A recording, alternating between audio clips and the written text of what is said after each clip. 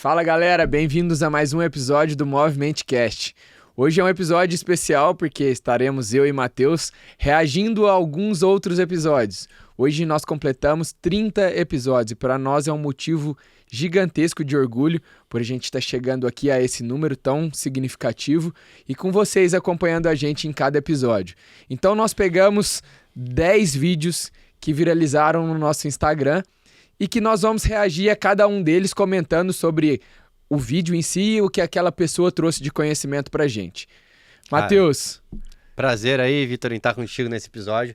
Episódio número 30, é legal que a gente chegou até aqui. Para quem tá escutando em casa, se você escuta o MovimentCast e ainda não deixou ali a tua contribuição, tuas 5 estrelas, agora é o momento, episódio 30. E é bem legal notar nessa nossa construção que muitas pessoas começam um podcast e elas não passam do episódio 10. Acho que é mais de 90% dos podcasts que iniciam não passam do episódio 10. Cá estamos nós, episódio 30, que vai estar no ar aí dia 11 de julho. E para quem está escutando aqui, está nos acompanhando desde o início, obrigado por acompanhar.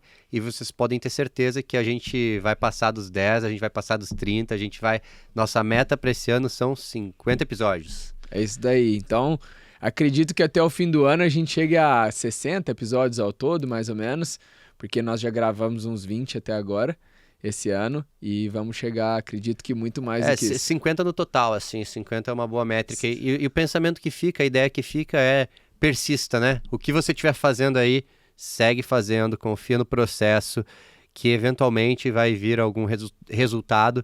Pra gente, o resultado do podcast até então é o fato de a gente se conectar com pessoas legais, trocar ideias que a gente quer trocar, a gente conversa coisas que são interessantes e a gente está muito feliz de estar recebendo feedback do pessoal, de que estão gostando do podcast, que estão escutando e que a gente está trazendo, contribuindo com mais conhecimento para a área da medicina esportiva, botando o palco aí para gente boa. Queria salientar aqui dos convidados todos que a gente teve, pessoas sensacionais. A gente não tá pegando os 10 favoritos, assim, a gente só tá seguindo o que o algoritmo do YouTube, do Instagram mostrou nos Reels que a gente fez. Então a gente vai seguir isso como um guia para ter algumas coisas assim para trazer de novo e falar a respeito.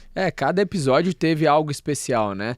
A gente não pode classificar como melhor ou pior, mas é só pra gente se guiar e ter um react aqui e ser um episódio diferente, pra gente comentar sobre o que foi falado e por que foi visto a mais, talvez. A gente sabe que tem um algoritmo, mas vamos comentar o conteúdo em si. E também tem muita coisa fera que a gente gravou e que não chegou a fazer um corte, né? Exato. Então ainda tem mais suco pra extrair dessa pedra aí. Então você que não assistiu os episódios prévios, vai ser até legal que você vai ter contato aí com algum episódio que outro e pensar, nossa, vou escutar esse aí.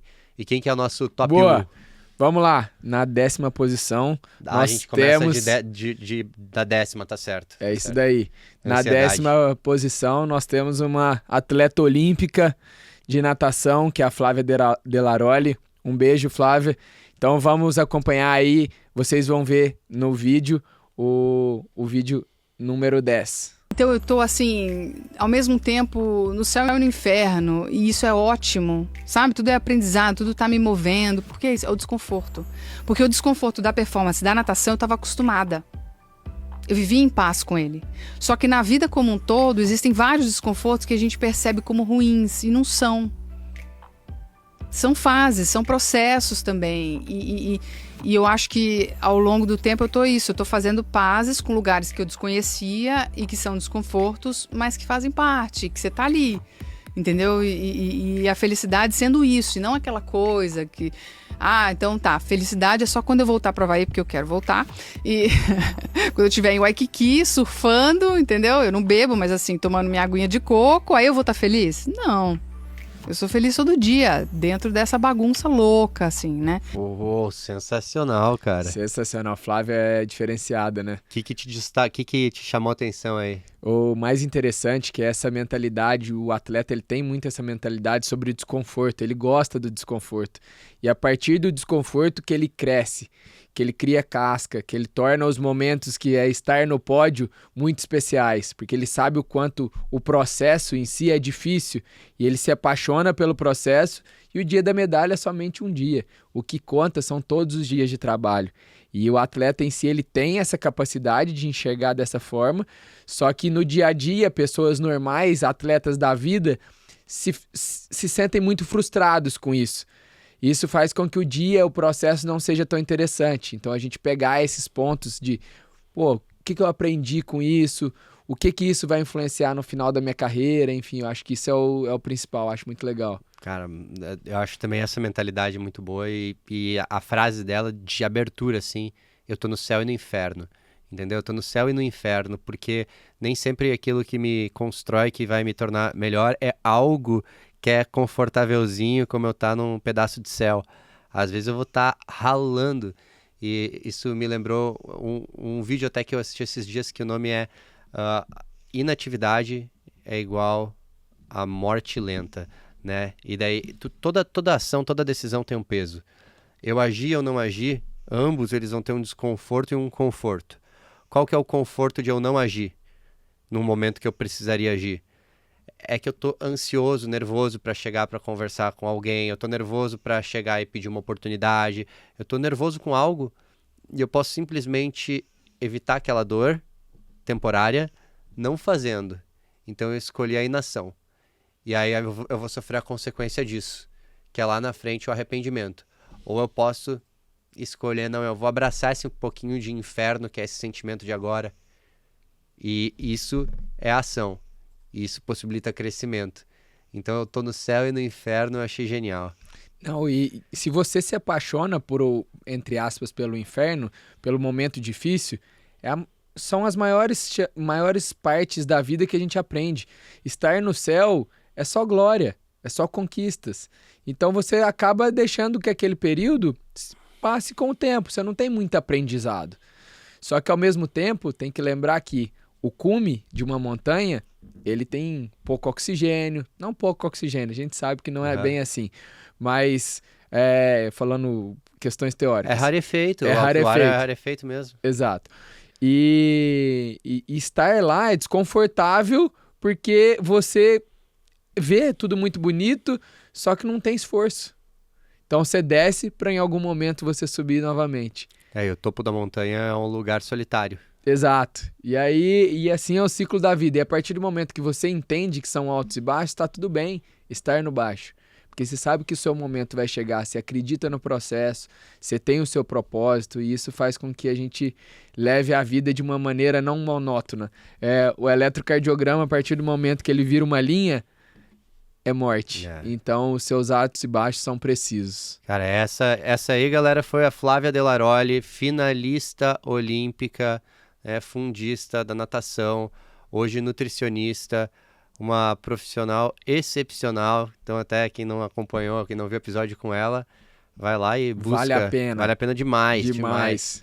E quem que é nosso nono monstro? Então, nosso nono lugar, ficamos com o Dr. Guilherme Brassanini, especialista em sono. Doutor Sono. Doutor Sono. Vamos ver o vídeo dele, vamos acompanhar aí, gente. O Gui, cara, nos deu uma aula sobre sono que eu nunca tinha tido na faculdade, na residência, em lugar nenhum. Aquele episódio foi sensacional, Todo mundo elogiou, assim, no sentido conteúdo, o que ele trouxe pra gente, das fases do sono, até questões de suplementação, melatonina, o que eu devo fazer, devo usar, não devo usar. A gente tem muita dúvida quanto ao sono, e a gente sempre orienta os pacientes a dormir bem, a gente fala que o sono tem que ter uma boa quantidade, uma boa qualidade, mas poucos entendem o que é um sono de boa qualidade de fato. E ali no episódio ele quebrou item por item, todas as fases do sono, todos os momentos. E o Vitor tá se esforçando aí pra encontrar o episódio. Vamos lá. Produção. É lógico que o sono tá horrível, cara. Não adianta você vir aqui eu falar pra você de sono. A gente tem que conversar sobre outras coisas. Como é a sua alimentação? O que você toma? Faz abuso de cafeína? Não se alimenta com nutrientes adequados de fato? Come muito mal? Come à noite, muito tarde, quantidade? Não se hidrata? Como que tá a parte mental? Pô, tá muito ansioso, tá estressado, problema no trabalho, familiar, o que tá acontecendo? Pô, tá tudo isso aqui desandado? É lógico que o sono tá horrível, cara. Não adianta você vir aqui eu falar pra você de sono, a gente tem que conversar sobre outras coisas, né? Então, muitas vezes aí vem a multidisciplinaridade. Vamos tratar, vamos acompanhar com um psicólogo, vamos tratar com um endócrino, enfim, entendeu? Fenômeno, essa ideia de multi e transdisciplinar, né? O quanto isso é importante hoje na medicina e não ser só você o centro das atenções.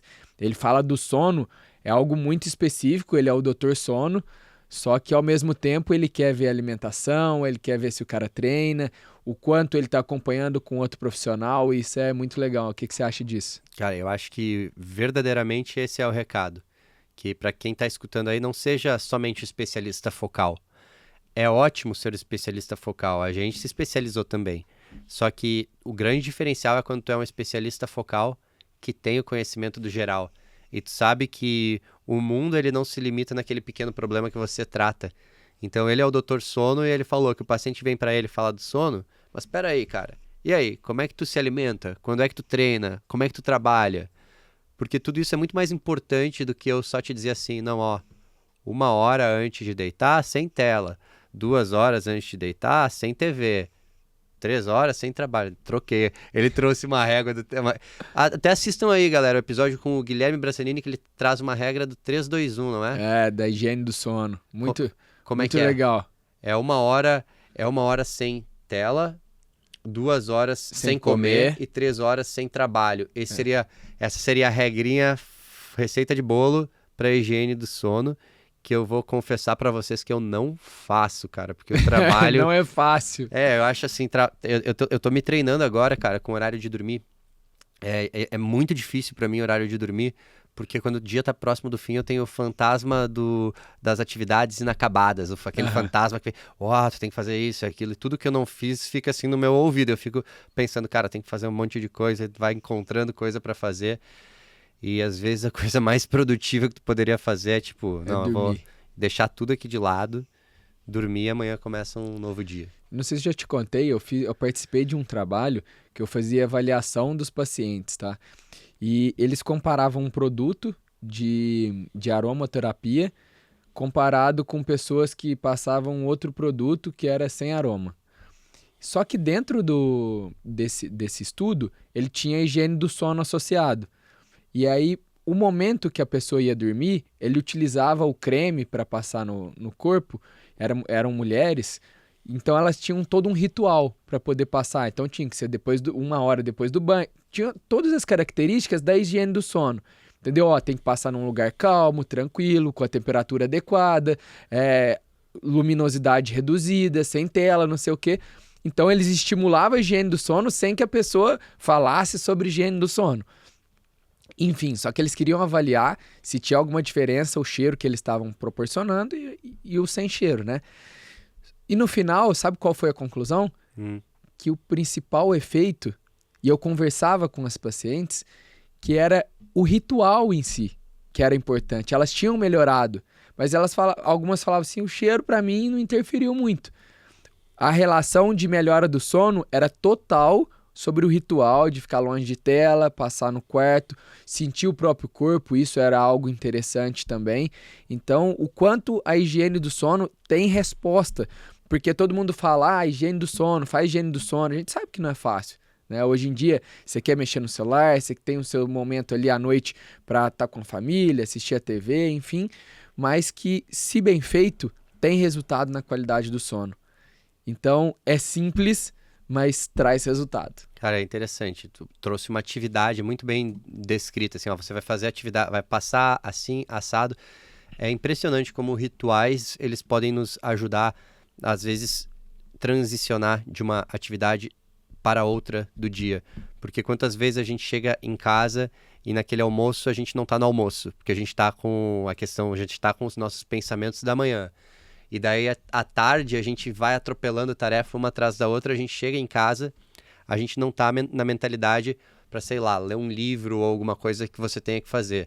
Então, às vezes, você parar para fazer alguma outra coisa que não tenha nada a ver, que seja até algo, às vezes, lavar uma louça, cara. Às vezes, no momento que você para ali para lavar uma louça, é onde você processa sentimentos. Eu tenho muito isso com a corrida, cara.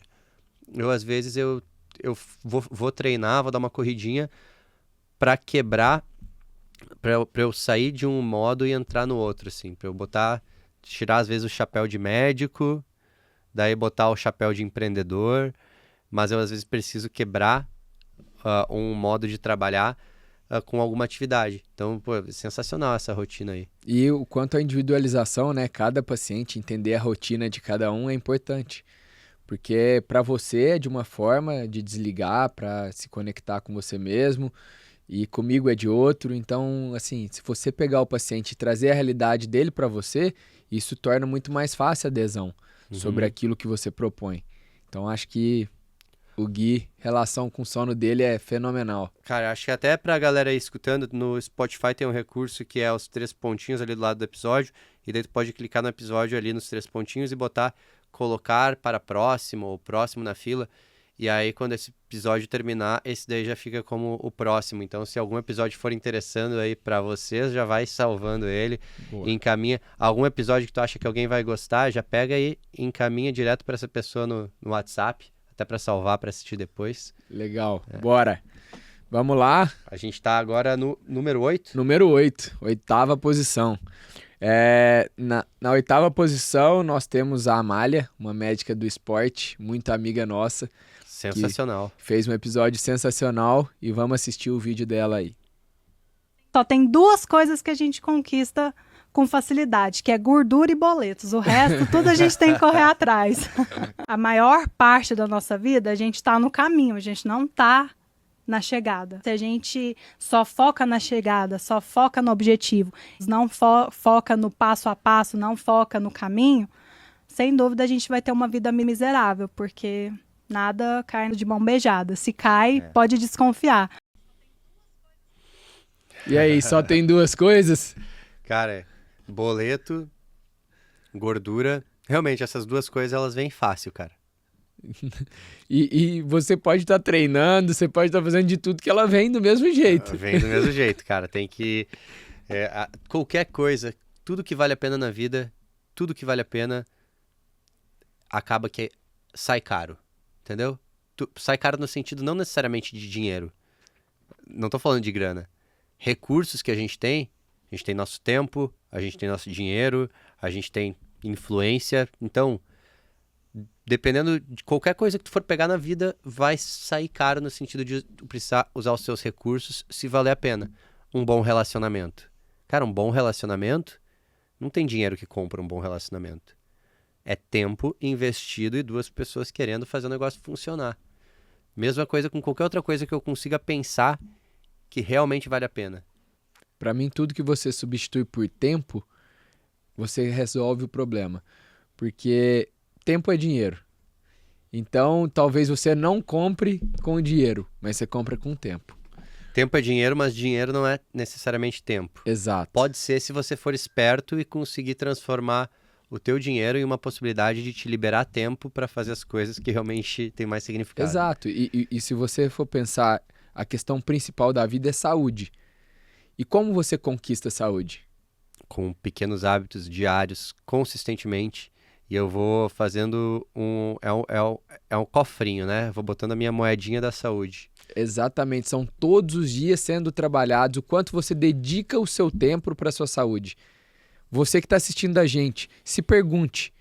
O quanto de tempo você se dedica a você, a sua saúde física, mental. Isso é muito importante no dia de hoje.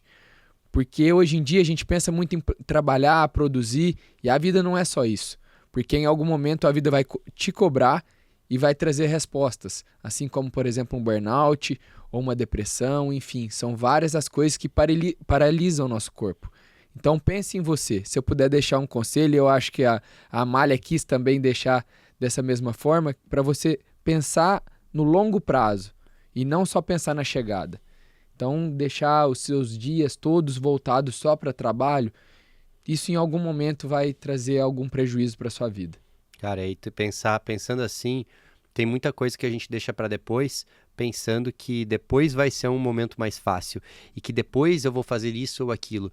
Mas pensem bem que você não precisa resolver toda a sua vida hoje. Você pode começar por pequenos passos numa direção. Warren Buffett, ele só tem a riqueza que ele tem, é o que é, porque ele começou a investir, sei lá, com 12, 13 anos. Se ele tivesse começado a investir aos 30, ele não seria nem conhecido, cara. Ele não seria nem falado. Porque qual que é a grande jogada? O maior, o que ele tem de mais importante aí na carreira dele é o tempo. Os investimentos e o tempo. E ele foi investindo e o tempo foi passando, porque isso daí paga em juros compostos, né? É juros sobre juros. Então, a coisa vai ganhando um momentum. Então, se eu quiser começar lá na frente, eu vou ter ganhos também. Só que eu vou deixar de utilizar o tempo ao meu favor. E nada mais poderoso do que o tempo para potencializar resultados. Não, legal demais. Bora pro próximo? Quem que é o próximo? É o... Sabe quem é? O Peter Acha brasileiro. Peter Acha brasileiro.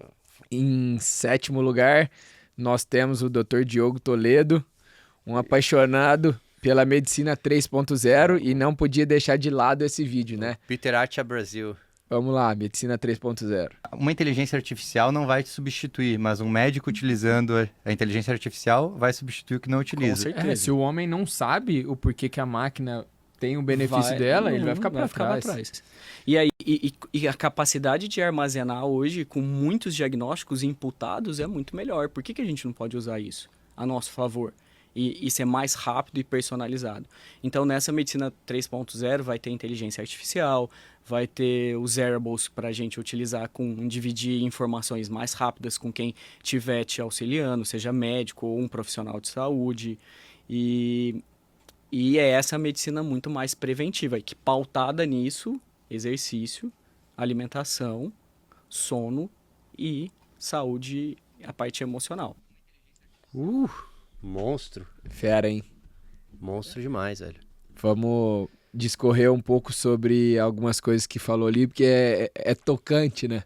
O quanto a gente acredita nisso, eu acho que eu, tanto você, que a medicina 3.0, ela vem para prevenir problemas que a 2.0, que tratava diretamente a doença, né?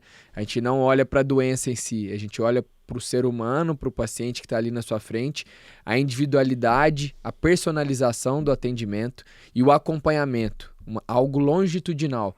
Então você não passa no médico só quando você precisa, você passa no médico para buscar saúde. E assim é a medicina esportiva, né? Então nós temos o processo de entrada desse paciente que busca saúde, nós vamos trazer orientações, indicar coisas que eles podem colocar no dia a dia deles e que a gente vai acompanhar, seja presencial ou telemedicina ou através de wearables. Então eu consigo monitorar meu paciente se ele está dormindo bem, se ele está fazendo atividade física, tudo através de wearable.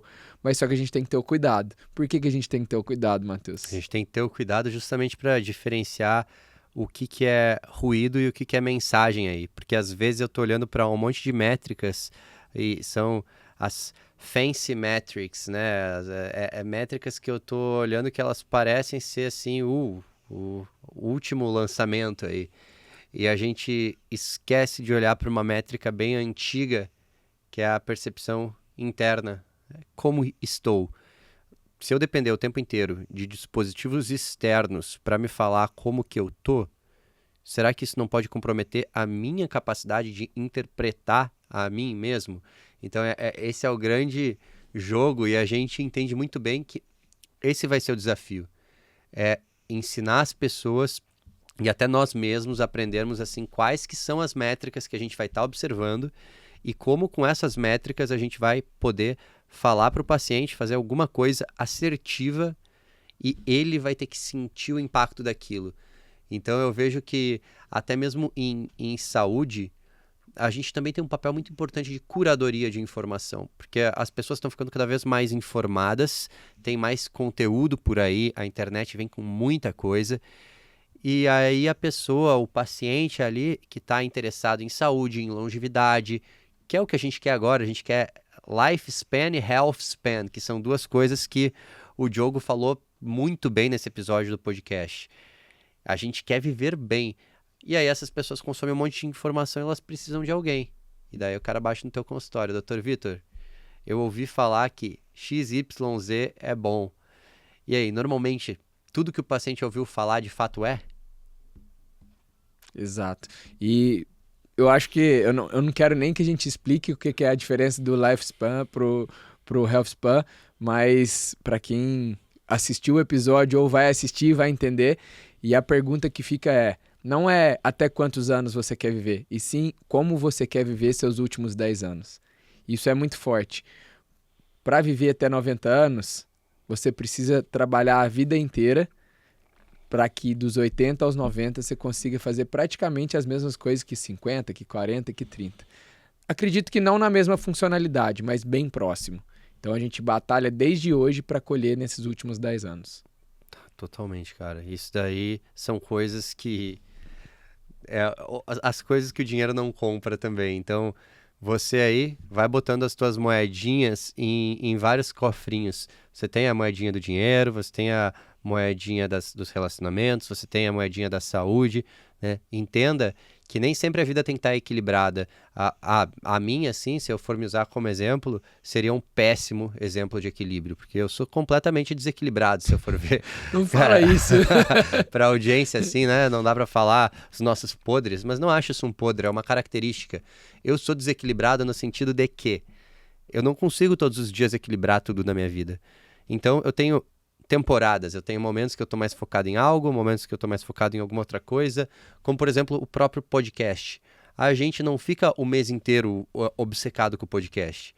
A gente, às vezes, até chega aqui pensando, caraca, e aí a gente devia ter se organizado mais. Só que quando a gente tá aqui com os nossos convidados, a coisa simplesmente acontece, a gente tem pautas a explorar, a gente tem assuntos a discutir, a gente vive intensamente o estar aqui. Então, nesse momento, a nossa vida está desequilibrada, porque pacientes, outras coisas, a gente não está olhando para isso. Mas está tudo certo. Eu sei que eu estou botando mais moedinhas aqui em um cofrinho, e aí eu tenho o resto do mês para ir distribuindo o resto. Então... Mas eu sei que você não é desequilibrado, porque ano passado você fez 365 dias de treino sem faltar nenhum dia. Então, isso já mostra o seu equilíbrio. Uma coisa é desequilíbrio, outra coisa é ser dedicado. Porque quando você me fala que quando você está fazendo algo, você se entrega totalmente, isso mostra o quanto você é equilibrado. Cara, eu acho que assim, eu sou assim, não é... Então eu sou equilibrado. O que eu não sou é estável, entendeu? Porque é diferente. Estabilidade e equilíbrio. Eu posso ser instável no sentido de que você pode mexer e a coisa balança toda, só que não cai. Por que não cai? Porque o cara dá um jeito de se equilibrar. Então eu tô ali com as bandejas assim, se põe mais peso em uma, cai para um lado. Isso não sou estável. Eu tô com um ponto fixo no chão só, meus pés. E aí tem que equilibrar as coisas nas mãos. Então eu sou equilibrado, mas eu não sou estável. Não tá caindo nenhum prato. Às vezes cai um pratinho que outro. Mas aí também é vida, né, cara? Não dá pra chorar por causa do prato quebrado. Leite derramado. como diz o ditado. Boa, vamos lá pra nossa sexta posição. Quer falar você? Cara, nem sei quem que é, não consigo ler daqui. Tá dando reflexo? Paulo Putinelli. Paulinho Putinelli, o monstro. Aliás, o episódio com o Putinelli foi o terceiro episódio. Episódio sensacional. Paulinho é uma máquina, tanto enquanto médico como enquanto atleta. E ele foi um cara que falou dessa questão também das métricas, né? Não sei nem se é sobre isso esse corte, manda aí. Vamos lá, vamos começar. E é bem engraçado que quando eu chego nos lugares, assim, igual eu cheguei aqui hoje, vocês falam, e aí, você já treinou? Pô, e eu sempre falo, cara, você já comeu hoje? Porque pra mim tá mais ou menos no mesmo caminho, assim, tipo... Fisiológico. Exato, é fisiológico, e esse é o ponto. Eu acho que o esporte, ele está na minha vida, e não só na minha vida, acho que na vida de vocês também, na vida de muita gente, como uma necessidade diária. Não uma necessidade no sentido, se eu não fizer, vou ter algum problema. Acho isso não é uma verdade absoluta. Porventura, e às vezes eu fico de férias, há 1-2 semanas zerado de treinos em si, óbvio, sempre movimentando, Ativo. mas é ativo. Mas para mim é muito claro acordar e sair para treinar, né? E aí, às vezes eu tenho compromisso muito cedo, eu tento acordar mais cedo ainda para dar uma treinadinha e ir pro compromisso. E aí, Matheus, você já treinou hoje? Cara, hoje eu não treinei. Mas pra mim também é fisiológico, cara. Treinar assim, se eu fico um dia sem treinar, tá, ok. Mas, cara, se eu ficar 2 dias sem treinar, eu começo a ficar mal, cara. Eu preciso me movimentar. Eu falo com o paciente o seguinte, Eu sei que é difícil adaptar e às vezes a pessoa não teve esse costume, não tem essa cultura de fazer exercício todos os dias, mas quando você implementa algo que seja diário na sua vida, fica muito mais fácil. Por que que eu falo isso? Escovar os dentes, você não pensa o dia inteiro se você vai escovar o dente, mas você sabe que em algum momento você vai escovar. Ele já está pré-determinado. Então quando eu acordo, depois que eu como alguma coisa, principalmente nas grandes refeições e na hora que eu vou dormir. Então você sabe que aquilo lá vai ter o seu momento. Então quando você tem que treinar todos os dias, independente do seu compromisso, ou seja, antes ou depois desses compromissos, você vai treinar para você cumprir aquela meta que você tem. Então, hoje eu não treinei, tá tudo bem. Não tem problema. Mas se você sabe que os outros dias vão acontecer e você vai conseguir treinar. Porque quando você fala, vamos fazer 3 vezes por semana, talvez você nem tá lembrando que você tem que treinar. Hoje é terça ou é quarta? Mas eu tenho que treinar é quarta, hoje é terça. Eu tenho um tempinho aqui, mas hoje não é o meu dia. Eu prefiro muito mais que a pessoa coloque como meta ser todos os dias e ela consiga atingir 3. Tá tudo bem. Mas maravilha. Se você coloca 3, talvez você não faça as 3. Você faça 2, você faça 1. Eu acho que começar tendo uma meta mínima é algo inteligente. Porque a pessoa fica naquela de ou é 8 ou 80, sem lembrar que tem 72 números entre 8 e 80. Então, eu tenho essa variação. E existe uma coisa interessante, Paulinho, ele falou, é que nem banho, né? Tomo todo dia. Ele treina há muito tempo. E a gente, para qualquer coisa, existe um paradoxo, que é o paradoxo do esforço, assim. Tem um paradoxo com o esforço que é o seguinte: quando você começa uma atividade nova, que te gera bons frutos, o esforço inicial, ele é muito maior para um retorno muito menor. Então, você começa a se exercitar, é muito esforço, você não está acostumado, ou qualquer outra coisa que te gere crescimento, seja crescer nas mídias sociais, começar um podcast. Cara, no início tu vai gravar um episódio, vai gravar outro episódio, vai seguir gravando sem ver resultado. Então, é muito esforço para pouco resultado. Quando você começa a treinar, é muito esforço para estar com dor, para estar cansado, para ainda não estar no teu objetivo. Só que quanto mais tempo tu faz isso, mais tu te acostuma e mais tu sente benefícios. E aí o esforço, ele diminui.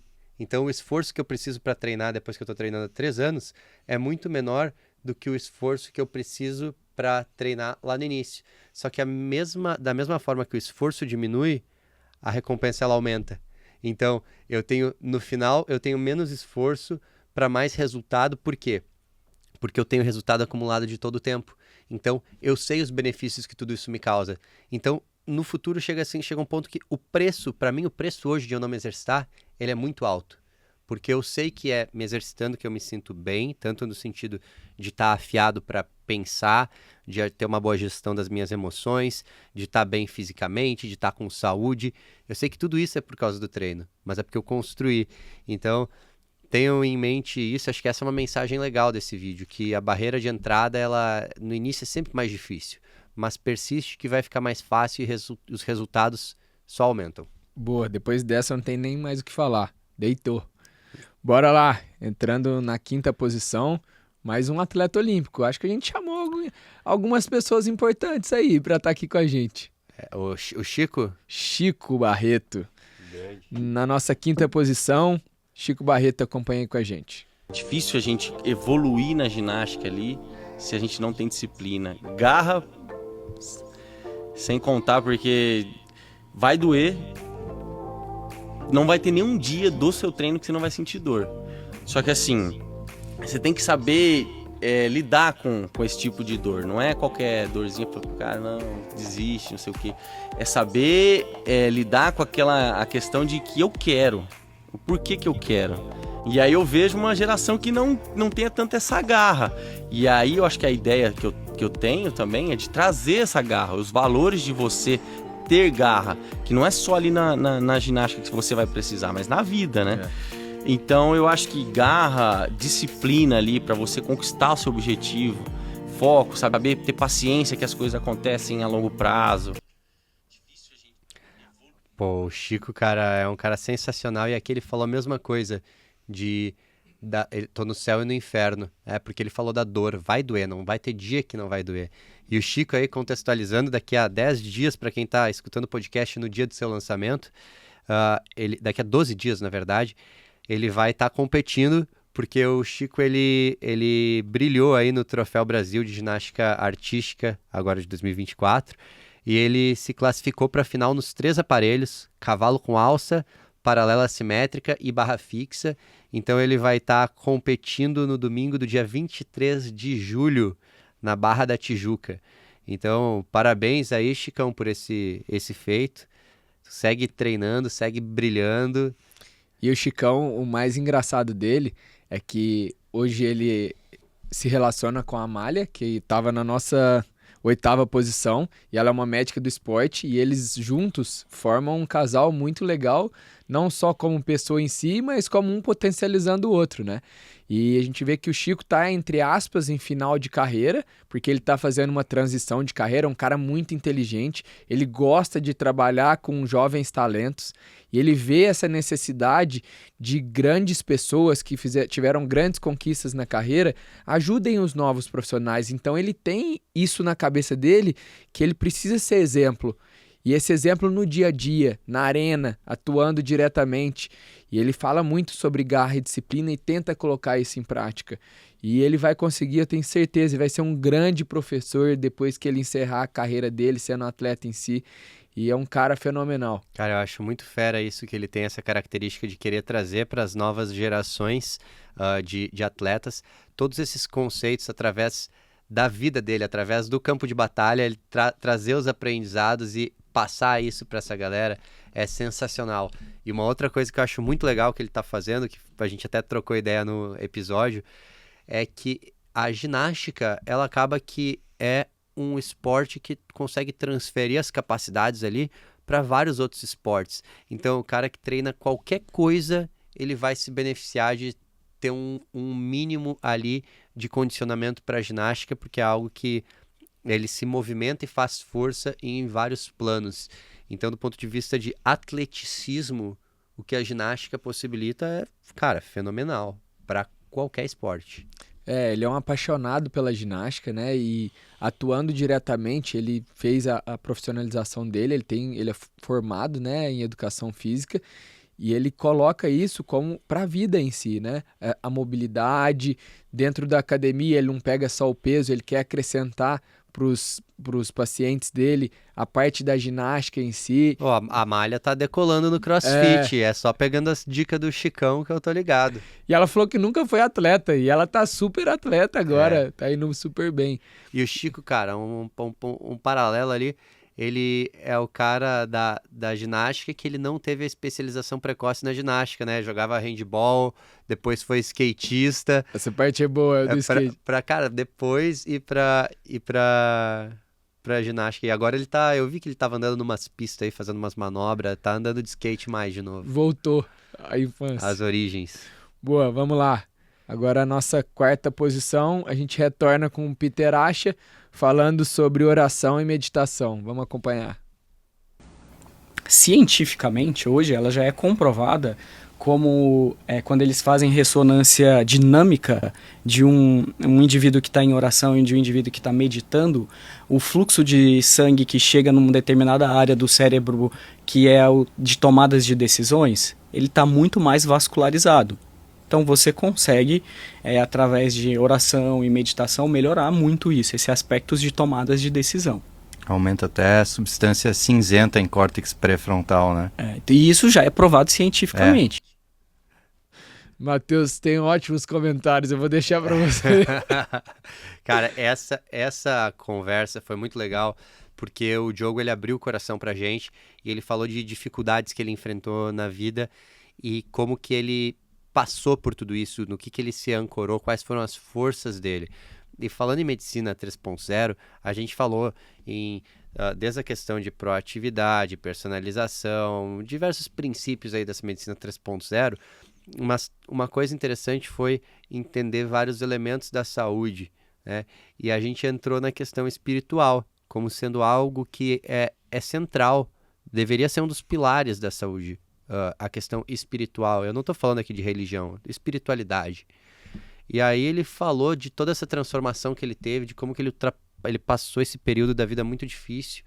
E aí eu tive que perguntar para ele, Diogo, qual que é o teu starter pack da saúde espiritual, assim, para alguém que não manja nada. E me impactou muito o que ele falou, que ele disse que as coisas mais importantes eram intimidade e o relacionamento. Intencional, relacionamento intencional e com intimidade. Com Deus é o relacionamento dele, né? E seja qual for tua religião, teu credo, o que for, intencionalidade no teu relacionamento e intimidade. Você se aproximar de algo e conhecer aquilo e ali buscar as tuas verdades, buscar as tuas curas. E às vezes isso pode ser até um relacionamento com nós mesmos, né? Você tem intimidade para si e intencionalidade no relacionamento contigo. Sensacional. É lindo de falar sobre isso e dentro dessa intimidade e relacionamento é o quanto você se dedica, o quanto você dá o seu tempo para aquilo. Então, a partir do momento que eu julgo algo importante, eu tenho que tirar um pouco do meu tempo para poder me dedicar àquilo.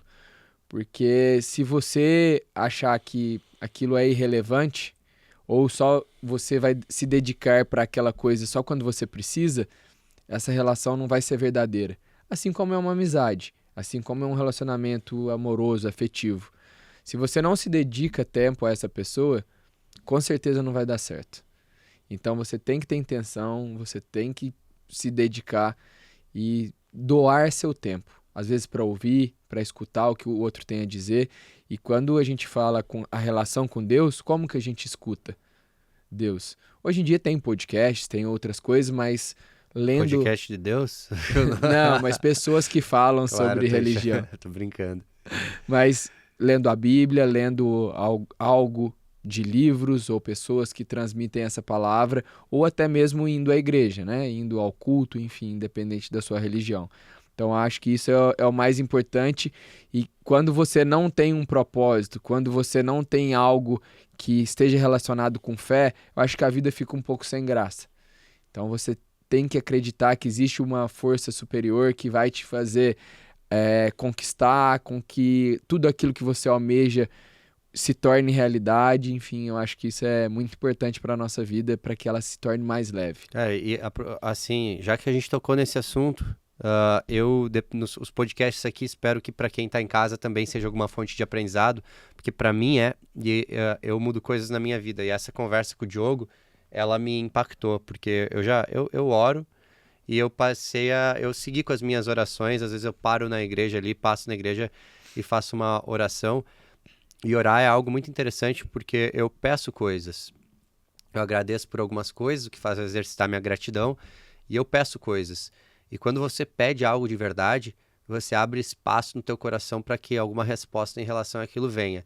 E se coisas na vida te indicam que tem um caminho para aquilo, você presta mais atenção, que você sabe que você orou por aquilo. Então, independente da crença da pessoa, o poder que isso tem é muito grande. Tem um dos livros que eu mais gostei na minha vida, é um livro do Carl Jung, que é The Modern Man in Search of a Soul. Eu falei em inglês porque não sei se a tradução é exatamente a mesma, mas é o homem moderno em busca da sua alma. E nesse livro ele desenvolve as questões de relação com doença mental e questões de raiz espiritual.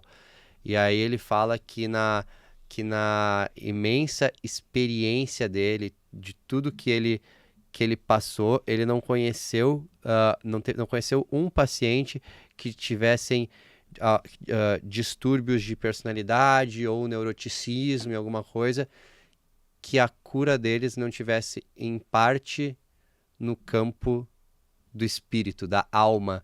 E aí a tese dele nesse livro é que a gente se afastou muito, até por questão de, às vezes uma religião pode deturpar uma palavra para convencer pessoas e usar elas de massa de manobra para X, Y, Z, né? Existe essa coisa. O ser humano, ele quer poder, ele quer guerrear, ele usa seus meios.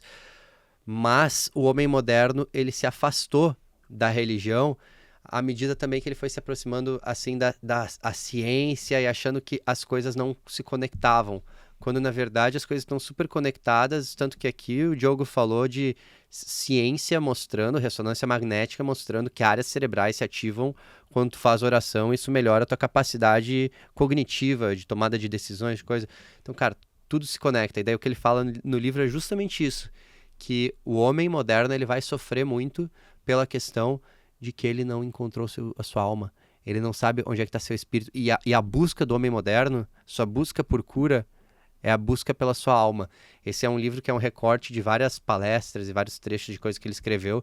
Nem sei se é um livro formal que ele encapou como livro, mas é um livro que leva o nome dele, porque todos os textos ali são dele. E, pô, sensacional, uma recomendação até aí que eu tenho. Boa, boa. Vamos entrar no top 3? Bora. Vamos lá. Em terceiro lugar, e que esses tempos ele não ficou em terceiro lugar, tá? Ele ficou em primeiro lugar na categoria dele de natação. Nosso Dr. Silvio, cardiologista do esporte. Vamos lá. Terceira posição, coração de atleta. Coração de atleta é pra quem pode, não pra quem quer. O cara na minha frente, eu tenho um senhor de 62 anos que faz atividade física aqui, sempre foi bem condicionado, ex-atleta de futebol, tá batendo 40 aqui. E aí? É doença ou não é? O que eu posso fazer pra investigar um cara desse? Você pode pôr o cara no esforço. Se ele subir a frequência cardíaca de forma adequada no esforço, ok, esse cara tá tudo bem. É de fato o condicionamento. Mas uma frase que a gente fala muito, coração de atleta é pra quem pode, não pra quem quer. Então, comecei a correr esse ano. Vou ter já todas as adaptações de coração de atleta? Não. Em 8 semanas já começa a acontecer adaptações. Mas calma, não é porque você está correndo a 9 km por hora que você vai ter alterações do coração de atleta. Isso é importante lembrar, porque às vezes doenças são fantasiadas de coração de atleta também. O que tu achou desse episódio aí com o Silvio? Foi sensacional. O Silvião sabe muito e um pouco mais. É tanto parte não científica quanto científica. E ele falando sobre cardiologia do esporte, essa frase é muito forte, eu acho. Coração de atleta é para quem pode e não para quem quer. Porque você achar que os exercícios que você faz de leve intensidade vai ter alterações fisiológicas do coração e achar que alguma condição que esteja afetando diretamente, tô ficando muito cansado porque eu tô treinando muito. Às vezes a intensidade é super leve, tem outra coisa que se justifique. Então a gente tem que ter esse cuidado para não tornar a inatividade algo normal. Porque muita gente fala, vocês treinam demais. Calma lá. O errado é quem treina pouco, não é a gente que treina com intensidade um pouquinho maior que seja errado. Pô, se o cara treina, faz atividade física aí todos os dias, 1 horinha, e acha que ele tá treinando demais, que ele tá em overtraining, cara, tem alguma coisa errada aí. Porque ou teu treino não tá, tu tá fazendo só um treino de muita alta intensidade, ou você não tá descansando bem, ou você não tá comendo bem, porque assim, a gente que já trabalhou com atleta e trabalha com bastante atletas amadores também, pessoas normais, a gente vê que tem gente que treina de verdade, cara, tem gente que treina 4 horas por dia. Como é que essas pessoas param em pé?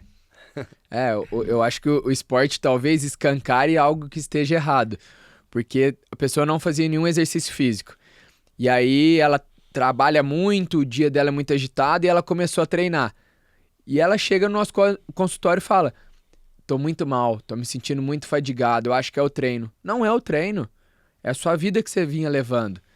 O esporte está escancarando algo que seja importante para você, para ter essa mudança. Então, como está a sua alimentação? Você está comendo nos momentos adequados? Você está conseguindo ter um controle de estresse? Ou está completamente desandada a sua vida? Então, olhar para esses outros momentos fora do exercício é muito mais importante do que falar, nossa, está numa intensidade absurda, preciso ter um day off. Tudo bem, se você quer ter um dia de descanso, ok. Mas é muito mais importante a gente olhar para o principal mecanismo de recuperação, que é o sono, por exemplo. Se você está dormindo bem, com certeza se você treinar 7 vezes por semana, não tem problema algum. De novo, é a questão de equilibrar os pratinhos e, assim, um recado importante do ponto de vista médico que fica aqui é que se você estiver diante de um paciente que tem alterações que parecem ser alterações benignas do coração de atleta, só que essa pessoa não tem uma carga de treino que justifique que ela tenha essas adaptações, seja uma carga de treino ou seja um histórico de ter treinado durante a vida muito, abre o olho, segue alguma investigação adicional, talvez tenha critérios aí para você fazer um ecocardiograma, né, ir um pouquinho além, e acho que esse é o principal recado, assim, cuidado, é que nem o recado que o Gui deixou no podcast, o Gui Dr. Sono, ele falou que roncar não é normal, então se você ronca todas as noites, roncar não é normal, todo ronco tem que ser investigado. Uma coisa é de vez em quando, ali, um dia você caiu podre na cama, tomou um vinhozinho e tal, ok. Mas se você ronca sempre, tem alguma coisa errada. Roncar não é normal, vamos investigar. Então, coração de atleta, para quem é atleta, ok. Mas o cara que mal e mal treina, tem adaptações do coração de atleta, tem um ventrículo direito, tá aumentado em diâmetro, ele tem a parede um pouquinho mais espessa do septo, ele tem adaptações de quem treina, mas ele não treina. A adaptação de quem treina, ela é funcional. O cara, se botar demanda, são adaptações que fazem com que a pessoa tenha capacidade. Esse outro sujeito que pode ter algumas das mesmas alterações, talvez ele esteja no que a gente chama de área cinzenta, que é a intersecção entre o normal e o patológico. E acho que esse é o recado dessa frase aí célebre do nosso Silvio, querido Silvio. Boa. E vou passar para o segundo lugar, porque é o mesmo autor. Então a gente vai ficar com o Silvio na segunda posição, falando de atividade física, e aí a gente vai acompanhando aí e a gente continua discorrendo como um todo. Primeira coisa que a gente tem que, para todo mundo que é médico, a gente tem que falar sobre atividade física no consultório. Se a gente não estiver falando, a gente está errado. Atividade física é essencial para todo mundo. Atividade física é o maior elixir de saúde que existe na humanidade hoje. Talvez a única coisa que a gente tem evidência que é praticamente bom para tudo, desde prevenção de demência, doença cardiovascular, doença oncológica. Então isso tem que ser bem citado. E a gente avaliar isso de forma ativa para o paciente é muito importante. Sempre trazer esse tema para o paciente, independente do que for. Mas eu vou fazer dermatologia. Cara, vai ter exposição solar ali. Se a pessoa corre meio-dia no sábado, é importante para quem faz dermatologia. Esse é um dado importante. Então, sem falar que a longo prazo a atividade física se associa com melhor saúde da pele ao mesmo tempo, né? A pele fica mais bonita e tudo mais. Enfim, eu sempre gosto de trazer isso.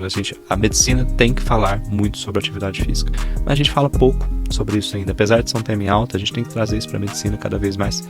Então, óbvio, a gente tá falando com vocês são médicos do esporte, vocês estão sempre nisso. Mas quando a gente anda, talvez, 2 especialidades pro lado, fala-se pouco ou menos do que deveria ser falado. E a atividade física não deve estar no consultório só como aquela coisa que vem junto com o papelzinho que você entrega pro paciente com a receita dele e fala assim: seu João, tem que caminhar, viu? E não é isso. Assim, você pode até falar essa frase, tem que caminhar, viu? Mas você tem que dar uma orientação um pouquinho mais rebuscada pro seu João ali. Você tem que falar assim, cara, olha, talvez você colocar isso aqui e achar o tempo para você falar sobre isso. A gente entende que é difícil, dependendo da rotina que a gente tem. Às vezes, o sistema que as pessoas estão trabalhando não são sistemas que são adequados para isso. Mas se a gente conseguir trazer isso como a nossa classe profissional, começar a trazer isso de uma forma mais importante, é muito possível a gente ter uma sociedade mais saudável. Então, todo mundo que está no consultório, independente da especialidade que fizer, traga esse tema. Você acha que o exercício físico e a atividade física são importantes? Oh. Se pudesse encapsular, você mandaria? Mas se pudesse encapsular, eu tomava de 6 em 6 horas, cara. É a medicação do futuro, né? Cara, medicação do presente, do passado e do futuro. Se algum dia eles, sei lá, descobrirem uma forma de encapsular, porque a gente sabe que faz bem pra tudo. E é pra tudo mesmo. Nós sabemos que após o exercício, não só no momento do exercício, você continua tendo benefícios. E quando a longo prazo, mais ainda, é exponencial, é juros compostos. Então, eu gosto muito da frase de que é uma caixinha que você vai colocando moedinha todos os dias, e isso vai te trazer tanto parte funcional quanto de expectativa de vida. Então, acho que é a pílula mágica aí, se a gente pudesse inventar. Cara, e o Silvio, ele levanta muito essa bandeira aí, se hidrate, se exercite, é isso aí. Tá estressadinho, vai treinar. E até aproveitando aí o Silvião, ele começou o podcast dele, O Caminho. Ele tá gravando agora também. E E com certeza vão vir episódios muito bons aí, porque, cara, ele é um excelente comunicador, ele é um cara que tem as verdades dele e é um cara que é muito bom trocar ideia, porque o cara simplesmente é um agregador, assim, é realmente ponto fora da curva, assim, é legal a gente poder chamar pessoas assim pro podcast. Acho que, na verdade, os mais mané do podcast até hoje... Somos nós dois. Somos nós, exato. Eu não sei como eles vêm até aqui, né? Porque chegar aqui só com o conhecimento que eles têm sobre nós, se fosse eu não viria. Mas eles gostam da gente, né? Eu acho que é pela amizade. Não, é que a gente, às vezes a gente não se valoriza tanto, né? É questão, isso aí... Freud explica bem isso, eu tô brincando. Mas cara, a gente tem que... A gente vê às vezes o valor dos outros e a gente não consegue ver o nosso valor, né? Uma reflexão paralela aqui. Mas com certeza aí, você, amiguinho de casa que tá assistindo, tem muito valor dentro de você. Com certeza, cara. Eu vou cortar o Matheus, que eu sei que ele começa a viajar aqui. Pra gente entrar no primeiro lugar, eu queria falar que esse episódio é muito importante mais uma vez pra gente, e que no episódio 60 a gente vai fazer um novo react sobre novos episódios que vão acontecer, porque tem muitos episódios legais que já estão se formando e alguns já estão prontos e vão ao ar. Então tem muita coisa legal pra gente trazer e pra gente comunicar a todos vocês. Então, no primeiro lugar que apresentar vocês, vou te dar essa honra. Doutora Silvia Casseb. A doutora Silvia é ginecologista do esporte. Ela é uma ginecologista e obstetra, né? Ela fala de exercício na ginecologia e na gestação. Simplesmente uma referência incrível e uma pessoa muito alta astral. E apaixonada pelo esporte. E o que ela ficou em primeiro lugar, eu vou deixar para vocês acompanharem, mas eu tenho certeza que um público muito específico adorou e começou a implementar e vai trazer muitas coisas positivas. Vamos lá, acompanha aí. Então, o grande problema do exercício na gravidez é a falta dele. E se a gente pudesse falar quais são os principais benefícios, só para o pessoal ter a noção da magnitude do quanto é importante se exercitar. A gente tem uma diminuição da taxa de prematuridade. Então, a gente precisar interromper uma gestação são por doenças ou diabetes ou doença hipertensiva. Então, se a gente tem um diabetes bem controlado, a gente tem uma chance de levar essa gestação até o termo, né? E o diabetes, facilmente dá para entender que diabetes se controla melhor com dieta e exercício, porque exercício físico consome glicose. E a síndrome hipertensiva, todas as doenças hipertensivas próprias da gestação, ou mesmo a que era hipertensa crônica, a gente também consegue controlar e trazer uma melhor placentação, porque o grande risco da síndrome hipertensiva na gestação, ele acontece por uma placentação ruim. Então foi um problema lá no início da gravidez, de vasos mesmo, né? Então as síndromes hipertensivas também vêm escancarar pra gente a necessidade de se exercitar no primeiro trimestre, que era até... Da concepção ao parto. Exato, era até outro dia. Muita gente colocava a gestante em repouso no primeiro trimestre porque achava que podia ter uma falsa associação com o aborto. Na verdade, o exercício vai prevenir até o aborto. Só antes de comentar sobre esse vídeo espetacular, eu queria que, se você que é gestante está nos ouvindo, ouça esse episódio, acompanhe esse episódio, porque trouxe dicas excelentes para uma pessoa que quer ter uma gestação saudável e o quanto isso interfere diretamente na qualidade de vida do concepto, do filho que está para nascer. Então nós trouxemos algumas reflexões, alguns estudos que mostraram quanto a mãe estar ativa interferia no fator de atividade do filho enquanto jovem, enquanto adolescente, e tanto na alimentação também, enfim, tem vários insights, eu acho muito legal. Cara, quem tiver aí alguma amiga gestante, tá ouvindo, já vai ali no episódio número 23. Episódio número 23 foi com a doutora Silvia, já encaminha para essa amiga e nem pensa, porque ela com certeza vai curtir e a criança vai ter uma saúde melhor. Vai agradecer depois por tudo que ela fez. E da concepção até o parto. Isso é tranquilo, acompanhe com o seu ginecologista, é claro, mas que ele tenha um entendimento sobre o exercício físico durante a gestação. E doutora Silvia é uma Cara, ela foi uma pessoa disruptiva, uma pessoa que abriu frentes. Claro que teve várias outras pessoas que abraçaram junto a ideia. A gente sabe o pessoal que trabalha junto com ela, a doutora Maíta, a doutora Tati, que estão juntas também, puxando essa frente. Só que é muito doido pensar que não faz 20 anos que as pessoas não tinham noção nenhuma de como que o exercício poderia beneficiar a grávida. A gente não está falando de algo de, tipo, 50 anos. A gente está falando de algo que ainda acontece, de terem médicos que falam até agora que, assim, não, agora não pode correr, pelo amor de Deus, né, com essa criança aí, vai que ela, tu tá correndo aí, vai que ela escapa e sai, né? E pelo contrário, né? Atua diretamente em aborto, em prematuridade. Então, o quanto é importante. É só benefício, cara, só benefício. E é muito, muito legal que ela fez, quando ela fez ginecologia, ainda não existia medicina esportiva enquanto residência, né? E ela fez uma pós em medicina esportiva e ela já foi pensando, caraca, mas e na grávida? Mas e na grávida?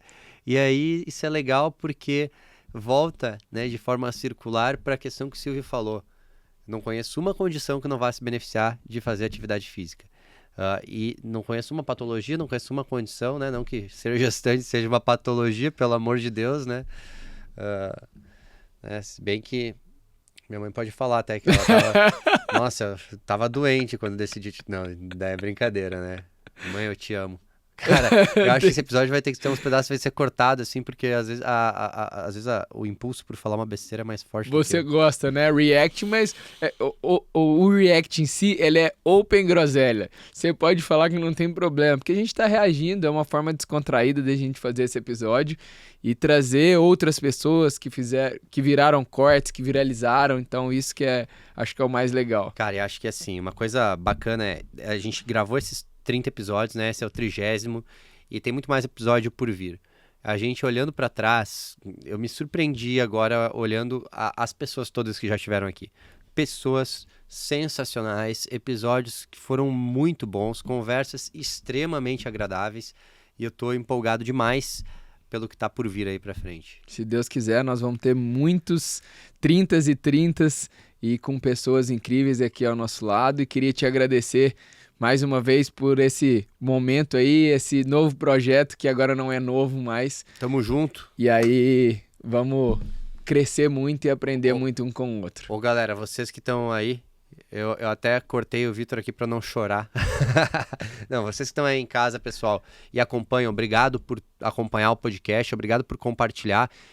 De novo, quem não curtiu, quem não deu a avaliação ainda até hoje, e escuta aí, para um pouquinho para avaliar esse episódio, porque a gente cresce com isso, é muito bom para nós. E a gente está comprometido aqui, comprado na ideia de continuar trazendo para vocês o melhor conteúdo que a gente puder. Te dá a vida, dá o sangue para estar aqui e para trazer conteúdo de qualidade. E passem para a gente feedback, é importante para a gente trazer novos temas, trazer novas pessoas e também falar o que estão achando de cada episódio. Isso faz a gente crescer e faz trazer melhores conteúdos a cada dia mais, beleza? Movimentem seus corpos e movimentem suas mentes. Um abraço.